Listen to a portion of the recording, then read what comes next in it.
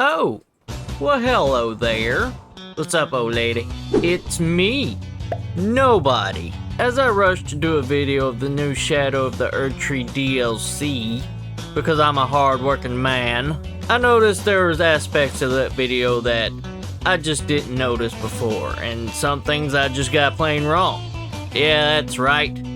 I'm man enough to admit when I'm wrong. But then again, I could have been right. Who knows? We don't know. It's all just speculation at this point. But like Britney Spears, oops, the great Miyazaki has did it again. Giving us yet another sneak peek into Shadow of the Erdtree with a nice little photo of an NPC, which looks pretty badass, I must say. Apparently one of Miquela's #1 fans, or followers, or knights, or however you want to look at them. Something tells me they're gonna betray us later. Just a feeling I get. So I'm gonna do a very small breakdown of what I think the trailer really is about, along with how I think we're gonna level up in this new DLC. Because you know they're gonna make difficulty kinda different. Since they already predicted that most people are gonna be over-leveled anyways, they added a new leveling system to the DLC alone. That means it only works inside the DLC. And I'm gonna explain how we're gonna level up. Or at least how I think we are. We won't really know until the DLC releases, but this is a good educated guess, I promise you that. Or it may just be bullshit. Damn, Scarab. This place is infested with them. Well, that's pretty much it for the intro. Don't forget to like and subscribe, because it's free and it really helps me out. You know, gotta fight the algorithm. It does not like me. But with your help, we can change all that. Right, algorithm? How about no? Yeah, he still doesn't like me. Dang it. So let's go do all that. Bye, old lady. It's been fun. Sorry I killed your scarab. Quit looking at me like that. She's kinda scary. I want to point something out.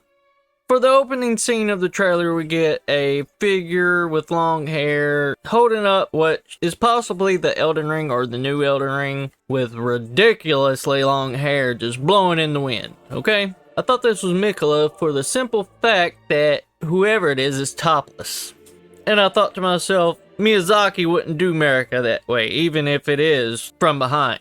In my other video, I did say it was Miquela, because, yeah, that reason right there.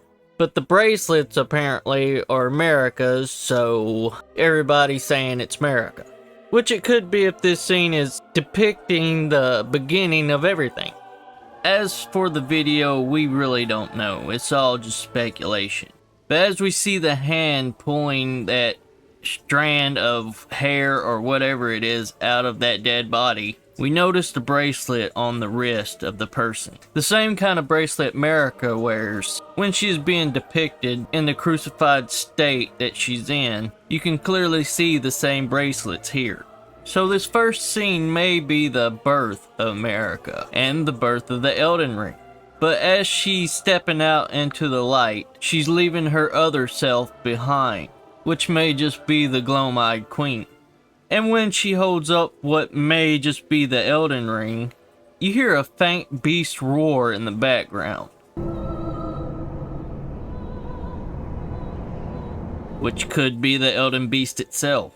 So if this is the beginning of everything, it actually makes a lot of sense. And as she's gone into the lands between to show her righteousness off to the new inhabitants, and the Elden Beast being the greater will who promotes her, whoever's left in the Shadowlands, whoever her other self was, is possibly sending Mesmer the Impaler to enforce their will by snuffing out any essence of Marika left behind, killing anything and everything that has a resemblance of light. The dragon puppet we see attacking Mesmer is most likely part of the opposition. Warriors sent to stop Mesmer of all the genocide that's happening around them. But Mesmer and his blasphemous fire magic is just too strong for them, and it just leads them to be impaled on spikes with the rest of the city. The city is engulfed in this blasphemous fire magic, and it pans up to the twisted Erd tree, with the buildings being sucked into it like it's absorbing its essence and making it stronger. So like the Elden Beast, there might be an entity just the same inside that tree. And maybe the Glowmide Queen, or whoever the dark side of America's other half is, if that makes sense, is putting all this into motion. And it's feeding the beast inside the tree, which would be the darkness of that land. And then we have Miquella, who gave up everything, sheds his mortal flesh and his blinding strength. He gave up all that for something, I guess to try and combat the darkness. And then we have Miquella's followers. I'm guessing that Miquella has left the ruins inside of Graces there to kind of guide us back to him, wherever he's hiding at in that Shadowland. And as we got a new picture of an NPC, which looks really cool by the way, is the knight you see who seems to be leading everybody. They're either there to try to find Miquella or to rebel against the darkness in his name. I assume the main focus is to find Miquella and seek out these ruins and graces in order to find him. Or maybe that's how we're gonna level up. Like in Sekiro, you gotta defeat certain bosses, and maybe in this one you have to find those ruins in order to get stronger. That would make sense to me at least. Subscribe, you fools.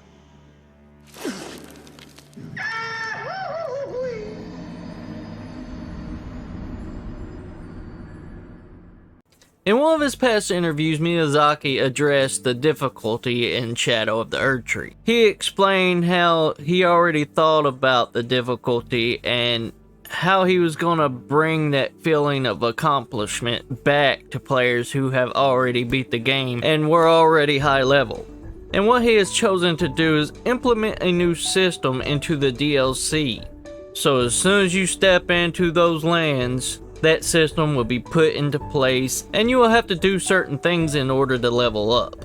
He compared this system to the one like in Sekiro, Shadows Die Twice. In Sekiro, you had to defeat certain mini-bosses in order to get prayer beads. Once you collected 4 of these prayer beads, you could go to your idol and trade them in to get more vitality and posture, which is basically health and how hard you can get hit and how many times. And an idol is the same thing as a grace. And after you fought and defeated a main boss, they would drop a memory. And you could use this memory to make yourself more powerful by increasing your attack power by a point. And that's how you leveled up in Sekiro. There wasn't any real levels. You just had to defeat bosses and trade in their memories and prayer beads in order to get more health and attack power. So in Shadow of the Erd Tree, I think it's going to be something similar. But instead of fighting bosses, you have to find ruins that Miquella has left behind in the Shadowlands. As we see in the trailer, it looks like a grace, but it's not quite a grace because it has that little arc at the top that looks like a moon. We see these throughout both trailers, and we see it a lot in the second trailer, as well as with the NPCs kneeling in front of it. So I think there will still be graces in the DLC, but the only way to get more powerful, other than leveling up from ruins, is to acquire these new graces, these Miquella's graces.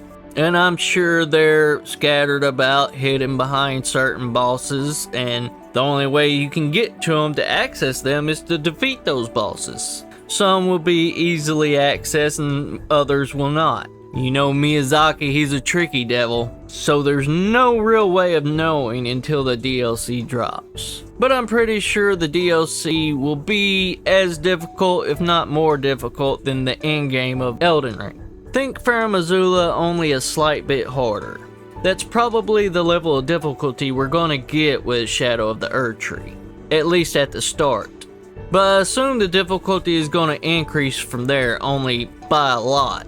And you could choose to fight these monsters without getting powerful by whatever the system's gonna be. Let's assume the graces are gonna be how we're gonna level up. And the only way to actually make the game easier for us to defeat those bosses is to go out and seek these graces in order to increase our attack power and actually have a fighting chance against these major bosses that we're going to be fighting. Make a lot of sense? Probably not, but that's what I think. So let me know what you think in the comments. Do you think I'm right? Do you think I'm wrong? I love the conversations that we have and I love your input. So feel free to give me ideas and whatever you think. I might put it in a video. But that's about it. Thank you for watching. Please like and subscribe. It really helps me out. And until next time, have fun.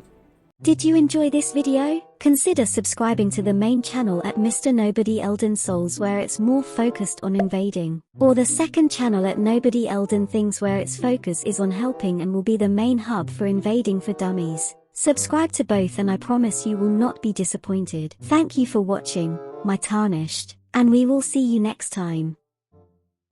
Like and subscribe or I'll deathblight you in your sleep. This message has been approved by the Mayor of Froggytown.